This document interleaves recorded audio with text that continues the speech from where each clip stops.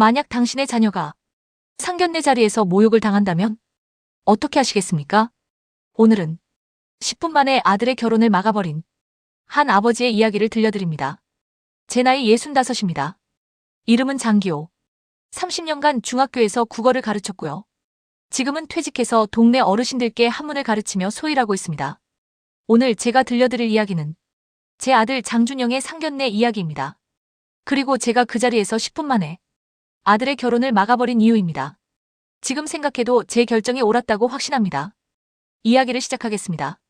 2달 전 일입니다. 아들 준영이가 전화를 했어요. 아버지, 제가 할 말이 있어요. 목소리가 떨리고 있었습니다. 저는 알 수 있었죠. 드디어 결혼 이야기를 꺼내는구나. 준영이는 올해 37입니다. 대학원까지 마치고 박사 학위를 받느라 취직이 늦었어요. 하지만 지금은 좋은 회사에 다니고 있습니다. 연봉도 1억 정도 되고요. 앞으로 더 잘 될 아이였죠. 주변에서 중매를 서겠다는 사람이 많았지만 준영이는 연애 결혼을 하고 싶다고 했어요. 저도 아들의 뜻을 존중했습니다. 결혼하고 싶어요. 준영이의 말에 저는 미소를 지었습니다. 좋은 일이다. 어떤 아가씨니? 간호사예요. 작년부터 만났어요. 저는 반가웠습니다. 간호사라니 좋은 직업이잖아. 다음 주에 집에 데려올게요. 그렇게 일주일 후 준영이가 여자친구를 데리고 왔습니다. 식당에서 점심을 먹었어요. 이름은 박연희. 28살이라고 했습니다. 말수는 적었지만 웃는 모습이 밝고 싹싹해 보였어요. 준영이를 쳐다보는 눈빛도 따뜻했고요. 저는 마음에 들었습니다. 좋은 며느리감이구나. 며칠 후 준영이가 또 전화했어요. 아버지, 상견례 날짜 잡아야 하는데요. 혹시 인천까지 가시는 거 괜찮으세요? 인천이요? 네, 연희 부모님이 인천에 사세요. 저는 조금 의아했습니다.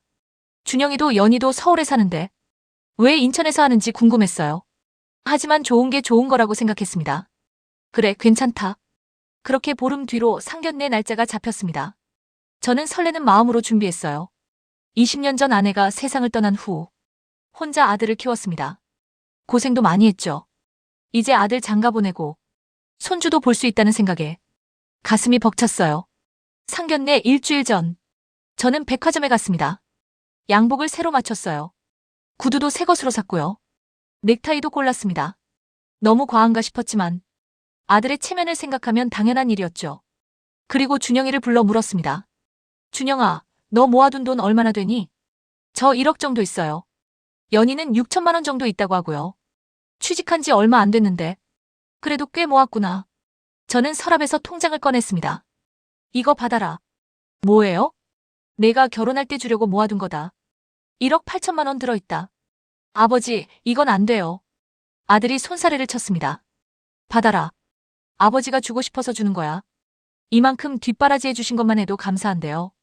갚으라고 키운 거 아니다. 그냥 받아. 아들 눈에 눈물이 맺혔어요. 그걸로 전세부터 시작해봐. 살다 보면 집도 사게 되고 그럴 거다. 힘들면 언제든지 말하고. 아버지가 힘닿는 한 도와줄 테니까. 감사해요, 아버지. 결혼해서도 자주 찾아뵐게요. 저는 아들의 어깨를 토닥였습니다.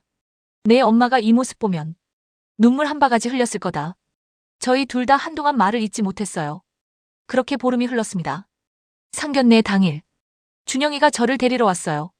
아버지, 오셨어요? 아들이 저를 보고 놀란 표정을 지었습니다. 평소에 편한 옷만 입고 다니는 저를 이렇게 차려입은 모습으로 보는 게 처음이었을 거예요. 멋있으시네요. 긴장되네. 저는 솔직히 말했습니다. 아내도 없고 이런 경험이 처음이라 떨렸어요. 인천까지 차로 1시간. 순식간에 도착한 것 같았습니다. 한정식 집이었어요. 먼저 와 계신다며 직원이 안내했습니다. 저는 마지막으로 넥타이를 매만졌어요. 준영이를 보니 엄지를 치켜 세우더군요. 괜찮아요, 아버지.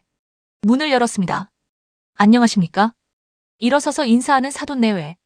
그런데 저는 당황했어요. 사돈내외가 둘 다 등산복을 입고 있었습니다. 아니, 등산복은 아니고 깔끔한 운동복 같은 거였어요. 저만 양복을 차려입고 온 게 갑자기 민망해졌습니다. 하지만 격식 있는 자리니까 이게 맞다고 생각했어요. 자리에 앉으려는데 갑자기 안사돈이 뭔가를 내밀었어요. 유리병이 부딪히는 소리가 났습니다. 이게 뭡니까? 상견례 선물이죠. 손잡이 달린 상자. 병문안 갈 때 사가는 음료수 상자였어요. 저희는 선물을 준비 못했는데요. 죄송합니다. 저는 당황했습니다. 상견례 때 선물을 주고받는지 몰랐어요. 아이고 됐어요. 남자 혼자서 이런 걸 챙기긴 힘들죠. 안사돈이 웃으며 말했습니다. 아내 없으시다고 들었어요. 네, 맞습니다. 다시 한번 죄송합니다. 저는 고개를 숙였어요. 자리에 앉으려는데 갑자기 바깥사돈이 말했습니다. 여기 소주 한 병 주세요. 직원을 불러 주문하더니 저를 보며 말했어요. 약주하시죠? 아, 네. 한두 잔 하면 분위기 좋잖아요. 소주병이 왔습니다. 바깥사돈이 따르려는데 안사돈이 째려봤어요. 이 양반이 또 술 취해서 무슨 말했는지도 까먹으려고 사돈끼리 투닥거리는 모습. 저는 민망하게 바라봤습니다. 그리고 본격적인 소개가 시작됐어요. 아, 저 연희 엄마예요. 여기가 연희 아빠고요. 안녕하세요. 저는 장기호입니다. 준영이 아버지고요.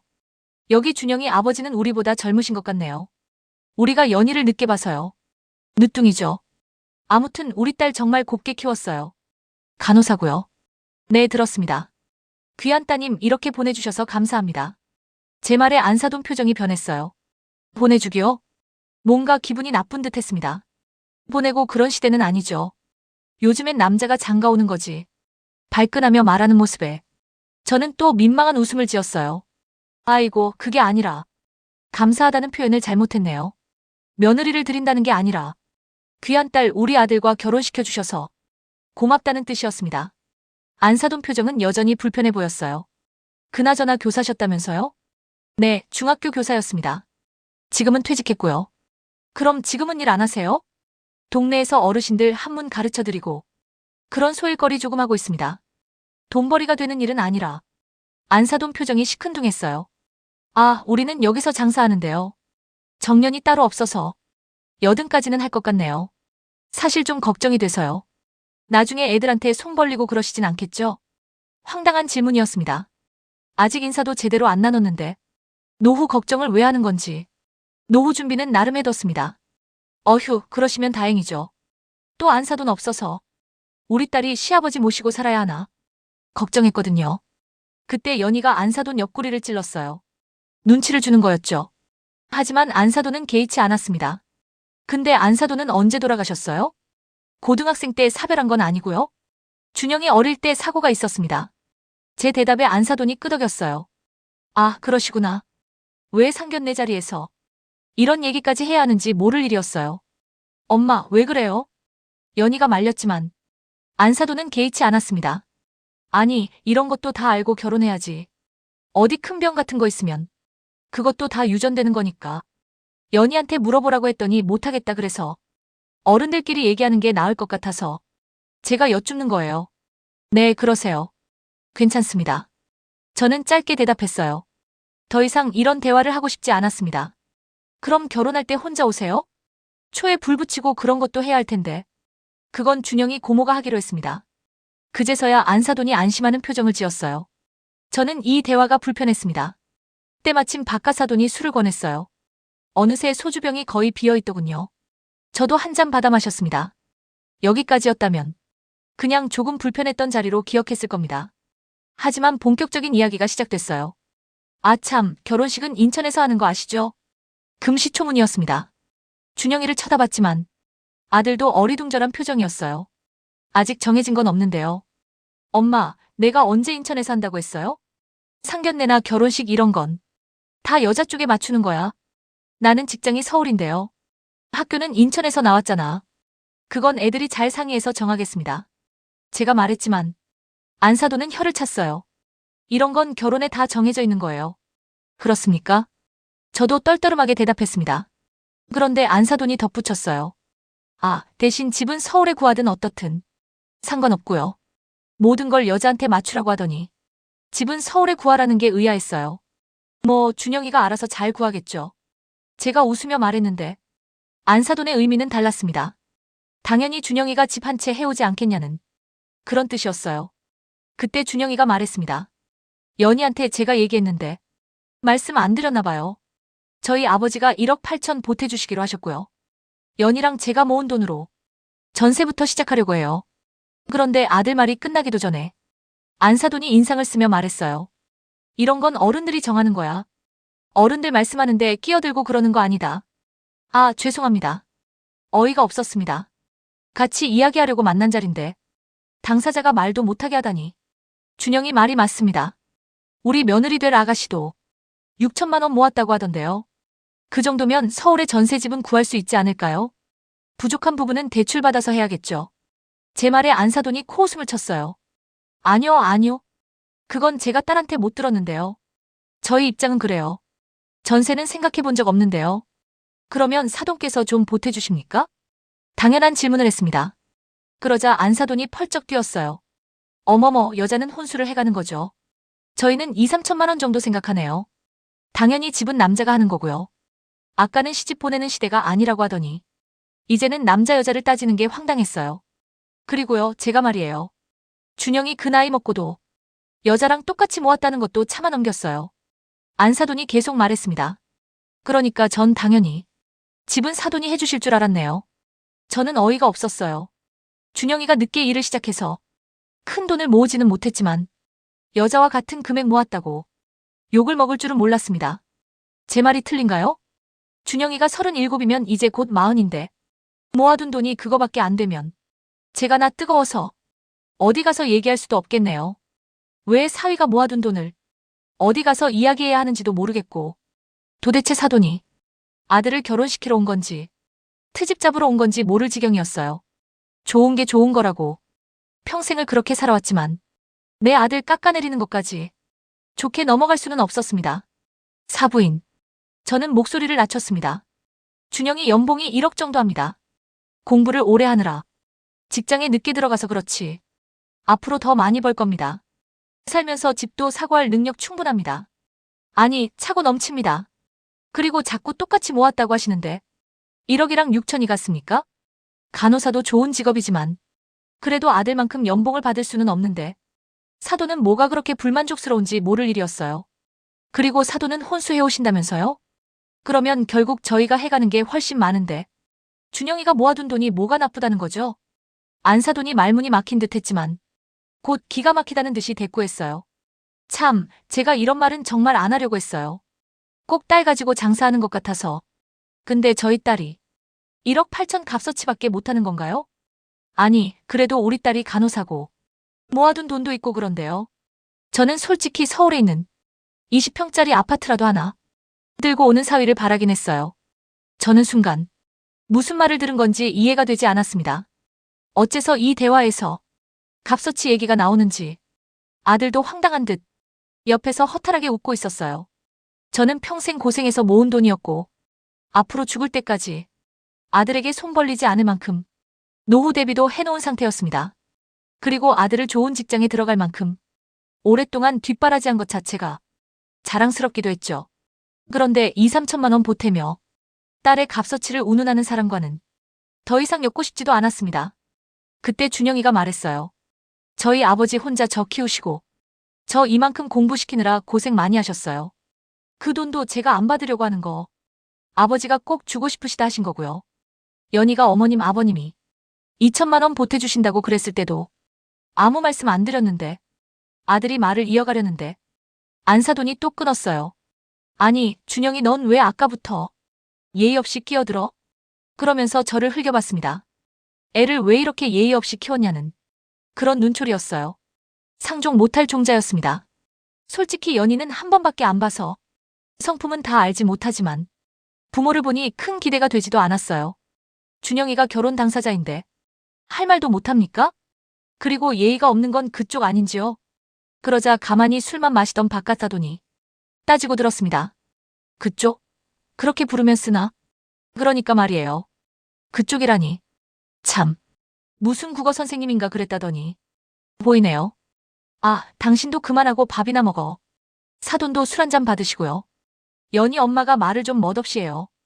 아, 당신은 가만히 있어. 좀 그만하라니까. 그러네 이거나 한 병 더 시켜봐. 대화 나눈 지 20분도 안 됐는데 벌써 소주병이 바닥을 보였어요. 저는 고개를 절레절레 저었습니다. 열불이 나서 잠시 화장실을 가야 할 것 같았어요. 잠시 화장실 좀 다녀오겠습니다. 문을 열고 나왔는데 준영이가 뒤를 따라왔어요. 화장실까지 걸어가는 동안 둘 다 말이 없었습니다. 아버지, 죄송합니다. 준영이가 고개를 숙였어요. 저도 저러실 줄 몰랐는데요. 그게 얼마나 안쓰러워 보였는지. 저는 한숨을 쉬었습니다. 연희도 적극적으로 말리지는 않지만 눈치를 보니 부모와 같은 의견은 아닌 듯했어요. 그러니까 준영이도 1년간 연애하며 별탈 없이 결혼 얘기까지 꺼냈던 거겠죠. 하지만 아들이 그렇게 모욕적인 말을 듣는데 편 한 번 제대로 들어주지 않은 며느리라면 결혼 생활에서도 그럴 거라는 생각이 들었어요. 준영아, 네 아버지. 너 진짜 연희랑 결혼하고 싶으냐? 아들이 잠시 말이 없었습니다. 그러다 한숨을 쉬었어요. 연희는 좋은 사람이에요. 그런데 부모님이 저렇게까지 하실 줄은 정말 몰랐어요. 저는 아들 어깨에 손을 얹었습니다. 준영아, 결혼은 두 사람만 하는 게 아니다. 양가 부모도 함께 엮이는 거야. 저 사람들이랑 사돈 맺고 평생 살 자신 있니? 아버지 말이 맞아요. 그런데 연희한테 미안해서. 아들은 착했어요. 여자친구한테 미안한 마음이 앞서는 거죠. 하지만 저는 달랐습니다. 미안할 건 없다. 내가 뭘 잘못했니? 저 사람들이 무례한 거지. 아들 눈이 조금 붉어졌어요. 아버지, 나는 내가 행복했으면 좋겠다. 돈 때문에, 집 때문에. 그런 거 신경 쓰지 말고 내가 정말 사랑하는 사람 만나서 행복하게 살았으면 좋겠어. 근데 저 사람들 보니까 연희랑 결혼해도 행복할 것 같지가 않구나. 저도 그런 생각 들어요. 그럼 됐다. 들어가자. 뭐라고 하실 건데요? 아버지가 알아서 할 테니. 너는 걱정하지 마. 저는 화장실에서 손을 씻고 마음을 다잡았습니다. 그리고 방으로 돌아갔어요. 다녀오셨어요? 안사돈이 능글맞게 웃으며 말했습니다. 이미 소주 한 병이 더 와 있었어요. 네, 다녀왔습니다. 저는 자리에 앉았습니다. 그리고 천천히 입을 열었어요. 사돈. 네. 제가 오늘 이 자리에 온 건 우리 아들 장가 보내려고 온 겁니다. 당연히 그러셨겠죠. 그런데 지금까지 대화 나눠보니 결혼은 어려울 것 같습니다. 갑자기 분위기가 싸늘해졌어요. 아버지. 준영이가 당황해서 불렀지만 저는 손을 들어 제지했습니다. 뭔 소리예요, 갑자기? 안사돈이 어이없다는 표정을 지었어요. 오늘 상견례 자리에서 사돈께서 우리 아들한테 얼마나 무례하게 구셨는지 아십니까? 무례하긴요. 제가 뭘 어쨌는데요? 준영이가 37 먹고도 돈을 그것밖에 못 모았다고 하셨죠. 그게 무례한 거예요? 사실 아니에요? 안사돈이 되물었습니다. 우리 아들은 공부를 오래 했습니다. 그래서 취직이 늦었어요. 하지만 지금 연봉 1억 받고 앞으로 더 잘 될 겁니다. 그리고 제가 평생 모은 돈 1억 8천을 보탰습니다. 그 정도면 충분하지 않습니까? 아니, 그러니까 저희 딸이 1억 8천 값어치밖에 안 된다는 말씀이시잖아요. 안사돈이 또 그 소리를 했어요. 저는 화가 났지만 목소리는 침착하게 유지했습니다. 사돈, 사람을 값어치로 따지십니까? 그럼 뭐 어떡해요? 결혼이 장사지 뭐예요. 서로 주고받는 거지. 저는 한숨을 쉬었습니다. 저는 평생 교사로 살았습니다. 아이들한테 가르쳤어요. 사람은 존중받아야 한다고. 서로 배려해야 한다고. 그런데 오늘 사돈 말씀 들으니 제가 가르친 게 무색해지네요. 아니, 지금 저보고 인격 모독하는 거예요? 안사돈이 목소리를 높였습니다. 인격 모독은요. 아까부터 우리 아들한테 하신 말씀들이 전부 그랬습니다. 제가 뭐라고 했는데요? 37에 돈 그것밖에 못 모았다. 집은 당연히 남자가 해야 한다. 우리 딸 값어치가 그것밖에 안 되냐? 다 사돈이 하신 말씀입니다. 아니, 그게 뭐가 잘못됐어요? 요즘 시대에 남자가 집 없이 결혼하겠다고 하면 여자 부모가 웃기는 거 아니에요? 그럼 사돈은 뭘 보태주십니까? 2, 3천만 원이요. 그게 혼수라고요. 저는 쓴웃음을 지었습니다. 우리 아들 1억 모았고 저까지 1억 8천 보탰습니다. 총 2억 8천입니다. 사돈 댁 따님은 6천에 사돈이 2, 3천 보태면 8천에서 9천이네요. 그런데 남자가 집을 사오라고요? 그럼 여자는 뭐라는 겁니까? 안사돈 얼굴이 새빨개졌어요. 아니, 그게 무슨 말도 안 되는 소리예요. 말도 안 되는 건 사돈 쪽입니다. 우리 아들 모욕하고 무시하고 심지어 제 앞에서 예의도 없다고 하셨죠. 그건 준영이가 자꾸 끼어들어서 결혼 당사자가 말하는 게 당연합니다. 오히려 사돈이 자꾸 말을 끊으셨죠. 저는 차분히 말했습니다. 그리고 등산복 입고 오셔서 저만 양복 입은 게 우습게 보이셨겠죠.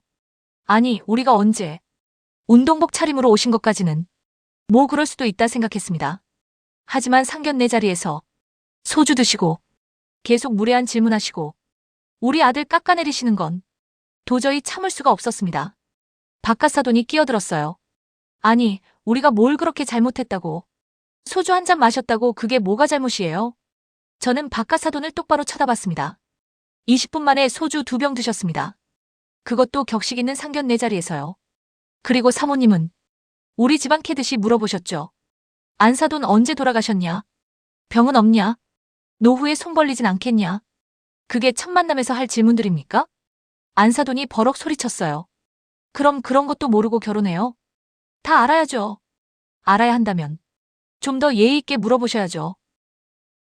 사돈은 마치 우리 집안 신상 조사하듯 캐물으셨습니다. 저는 모욕감을 느꼈어요. 그리고 우리 아들도 마찬가지였을 겁니다. 준영이를 쳐다봤습니다.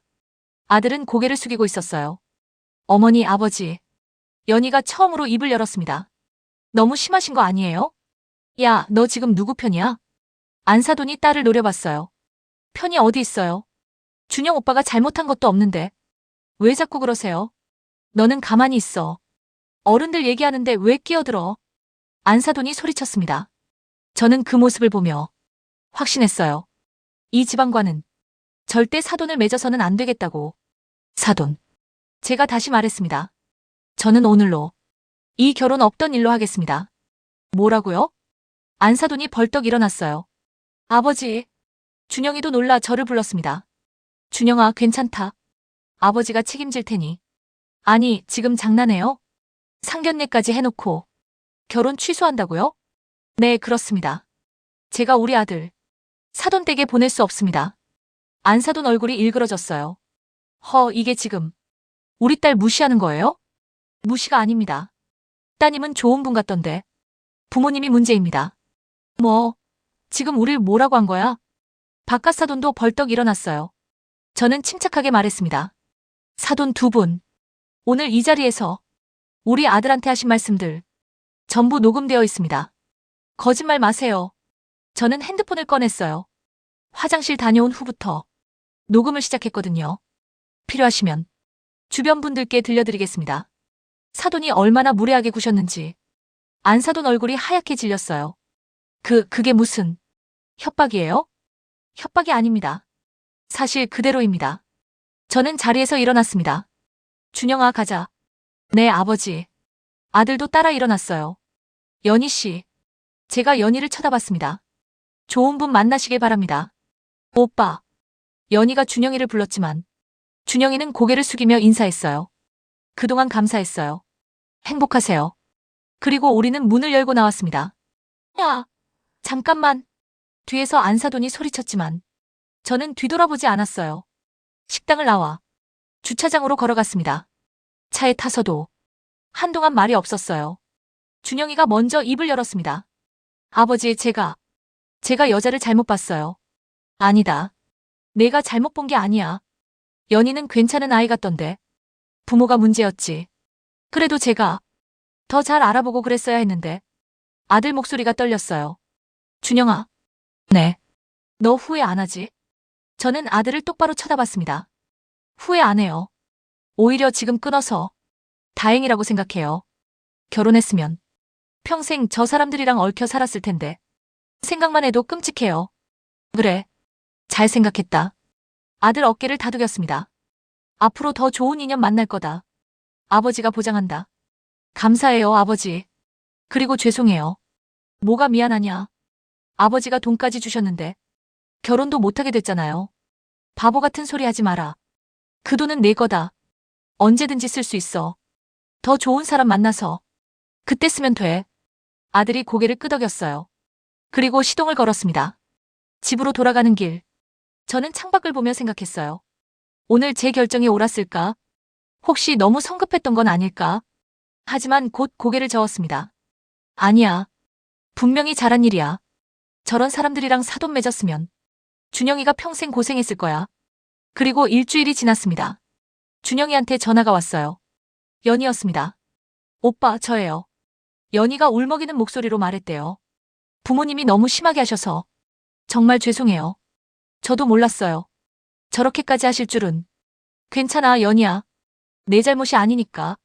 그래도 오빠한테 정말 미안해요. 오빠 같은 사람 다시 못 만날 것 같은데. 아니야, 연희도 좋은 사람 만날 거야. 그리고 준영이는 전화를 끊었대요. 아버지, 뭐냐? 저 잘한 거 맞죠? 그럼. 잘했지. 근데 가슴이 아파요. 그럴 거다. 하지만 지나갈 거야.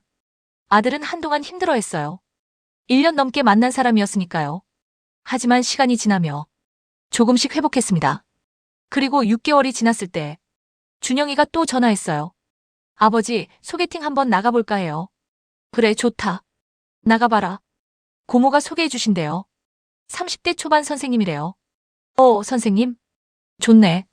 이번엔 제가 잘 볼게요. 부모님도 먼저 뵙고요. 그래. 그렇게 해라. 아들 목소리가 밝아졌어요. 그 모습이 저는 기뻤습니다. 그리고 석 달 후, 준영이가 또 여자친구를 데리고 왔어요. 이번엔 초등학교 선생님이었습니다. 이름은 최서윤. 32살. 밝고 씩씩한 아가씨였어요. 준영이를 보는 눈빛도 따뜻했고, 저한테도 예의 바르게 대했습니다. 그리고 한 달 후, 상견례 날짜를 잡았어요. 이번엔 서울이었습니다. 서윤이 부모님이 먼저 오시겠다고 하셨대요. 상견례 당일, 저는 또 양복을 차려입었습니다. 식당에 들어갔는데 서윤이 부모님도 정장 차림이셨어요. 인사를 나눴습니다. 처음 뵙겠습니다. 장기호입니다. 아, 최민수입니다. 여기는 아내 강은이고요. 서로 악수를 나눴어요. 준영이 아버지, 혼자 고생 많으셨다면서요? 아닙니다. 당연히 해야 할 일을 했을 뿐입니다. 저희 서윤이도 준영 씨 만나서 정말 행복해해요. 좋은 아드님 키우셨어요. 감사합니다. 대화가 자연스러웠어요. 서로 존중하며 얘기했습니다. 그리고 결혼 준비 이야기가 나왔어요. 저희가 이 정도 준비했는데요. 어떻게 생각하세요? 서윤이 아버지가 물었습니다. 저희도 이만큼 보탤 생각입니다. 같이 합치면 전세는 충분할 것 같은데요. 부족한 부분은 아이들이 대출받아서 함께 갚아나가면 되겠죠. 그렇게 하면 좋겠네요. 서윤이 어머니가 웃으며 말했어요. 애들이 함께 꾸려나가는 게 제일 중요한 것 같아요. 저도 그렇게 생각합니다. 대화 내내 서로를 배려하는 마음이 느껴졌어요. 그리고 식사를 마치고 인사를 나눴습니다. 좋은 인연 맺게 되어 정말 기쁩니다. 저희야말로요. 앞으로 잘 부탁드립니다. 그렇게 상견례가 끝났습니다. 차에 타서 준영이가 말했어요. 아버지, 이번엔 느낌이 좋죠? 그래. 정말 좋은 분들이시더라. 저도 그래요. 서윤이도 좋고 부모님도 너무 좋으세요. 잘 됐구나. 아버지 덕분이에요. 지난번에 딱 끊어주셔서 제가 정신 차렸어요. 아들이 환하게 웃었어요. 그 모습을 보니 제 마음도 따뜻해졌습니다. 그리고 1년 후 준영이와 서윤이는 결혼했습니다. 결혼식 날 저는 단상에 올라 축사를 했어요. 오늘 이 자리에서 제 아들이 좋은 인연을 만났습니다. 결혼은 두 사람의 약속이지만 두 집안의 만남이기도 합니다. 서로 존중하고 배려하며 사랑으로 가득한 가정 이루시길 바랍니다. 하객들이 박수를 쳤어요. 저는 단상에서 내려와 아들과 며느리에게 축복을 보냈습니다. 그리고 지금 준영이는 서윤이와 행복하게 살고 있습니다. 작년에는 손주도 봤어요. 아들 닮은 귀여운 손자였죠. 가끔 준영이가 말합니다. 아버지, 그때 결정 정말 잘하셨어요. 만약 그때 그냥 결혼했으면 지금쯤 어떻게 됐을까요? 생각만 해도 끔찍해요.